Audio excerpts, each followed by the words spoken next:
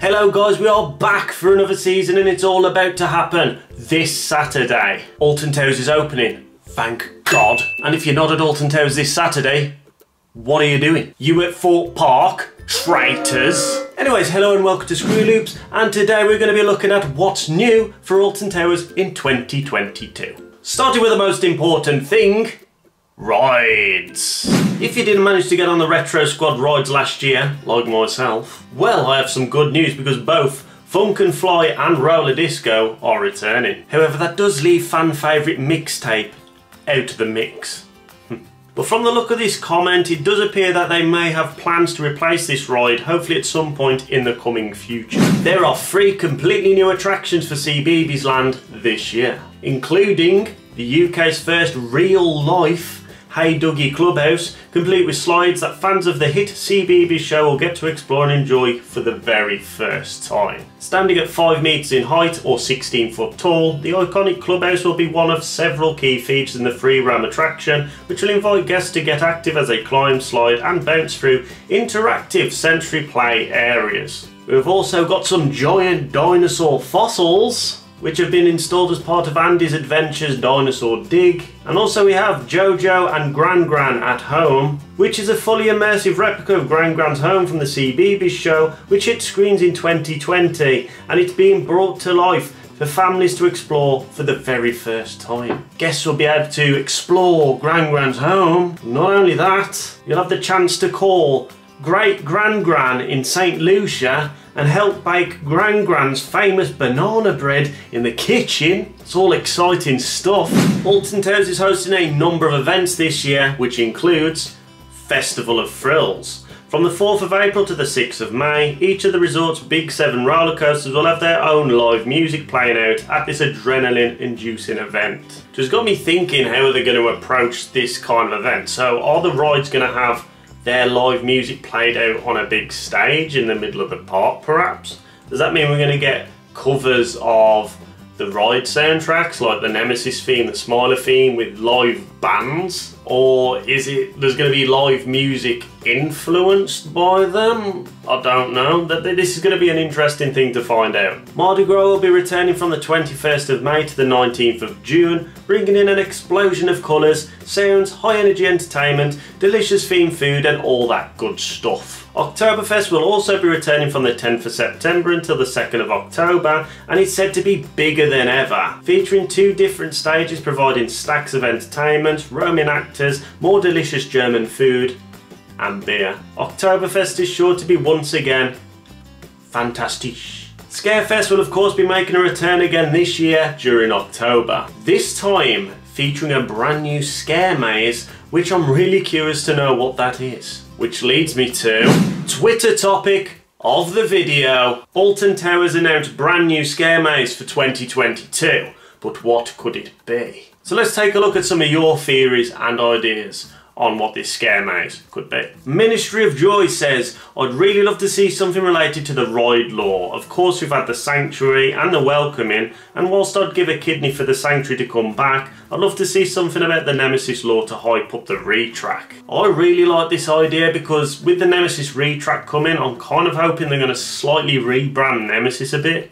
I know there's nothing announced majorly for the theming side of things, but maybe they're going to back it up with like a new marketing campaign. You know, this is like the new Nemesis. Sean Evans, Bravest of Souls could be a marketing spiel or could hint at a maze scarier than ones we've seen in previous years. I'd love something original, not a rehash of an old maze.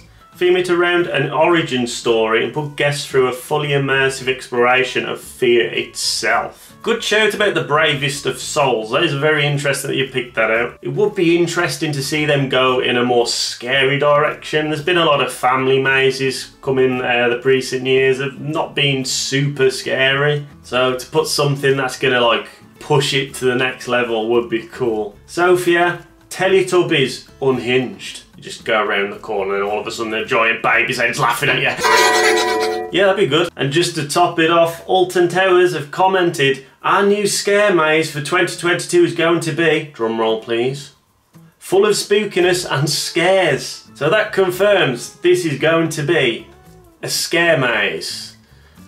And sending the year off, we have the incredible Alton Towers fireworks from 4th to the 6th of November, and also their yearly Christmas event which transforms Tower Street into a dazzling Christmas market, as well as bringing seasonal wonderland to life, providing a magical immersive journey, the perfect Christmassy escape this season.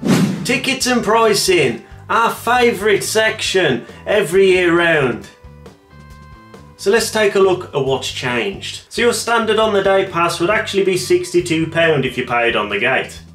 That is obscene. So if you're planning on visiting, make sure to book your tickets well in advance to save from £36. And I say save from £36 because it looks like the weekends are capped at different prices. For example, if you were to book this Saturday, it would set you back £46, but that's probably because it's less than 7 days away. If I were to book any of the other weekend dates, you're looking at £42. But if you want to book off-peak during a weekday, you can knock that price down to £36, so please do take note when planning your trips at Alton Towers. Obviously, if you're a student, parent with a toddler, or booking a large group, then these prices do vary, so also take that into consideration. Discounts. Discounts are everywhere. If you ever find yourself in Tesco, most of the time you can find 2-for-1 offers on stuff like Seabrooks crisps, Kellogg's cereal, Yazoo, Cadbury, stuff like that. Just keep an eye out and it'll save you a ton of money in the long run. If you visit on a rainy day, in which it rains continuously for an hour or more, you'll be entitled for a return ticket. Please note that this only applies to tickets booked with Alton Towers, not 2-for-1s unfortunately. If you're going to be making multiple trips throughout the year, it might be worth considering an Alton Towers annual pass. For £119 per person, you can use it as much as you like to gain entry to the park, get tons of discount and also free parking. Only issue is this excludes 20 specific dates, so you're not completely flexible with this pass. If you do want the flexibility, then I'd recommend the Merlin Platinum Pass. These are pretty pricey, mind, but these also give you access to every Merlin attraction in the UK all year round, with no exclusion dates aside from upcharge events. If you want something a little cheap, then I'd recommend either the Merlin Gold Pass or Merlin Silver Pass. I wouldn't really bother with the Merlin Discovery Pass, unless you're happy with only using it on off-peak days. And finally, Fast Track. And these range from the Fast Track Bronze for £30, allowing you one Fast Track on Oblivion, Nemesis, Spinball Wizard and Runaway Mine Train, all the way to Fast Track Platinum for £105, allowing you unlimited Fast Track uses on pretty much all the main attractions. One last bit of advice before I wrap this up: Alton Towers are still encouraging pass holders to pre-book in advance. It's very easy to do. Just make sure you've got your annual pass on you and select a date and fire away. You'll avoid any disappointment if the park's fully booked on the day of your visit. So that's basically, in a nutshell, everything you need to know about Alton Towers this year. And that leads me to the 4th official ScrewyLoops Hall of Legends legend is, drumroll please, Grey Designer. What an absolute legend. The support you give me is insane. You've supported me from the very beginning, well back into the backseat blackout days, and you're always dropping comments, and it's always great to see your comments from you. You're an absolute legend, so I just want to say a big shout out to you. If you enjoyed this video, then please hit that like button, smash subscribe for more content like this, and give the bell a flick to keep all up to date. Videos on the left, merchandise on the right. Make sure to hit this button for the ride of your lives. You've been watching ScrewyLoops. Try a bit.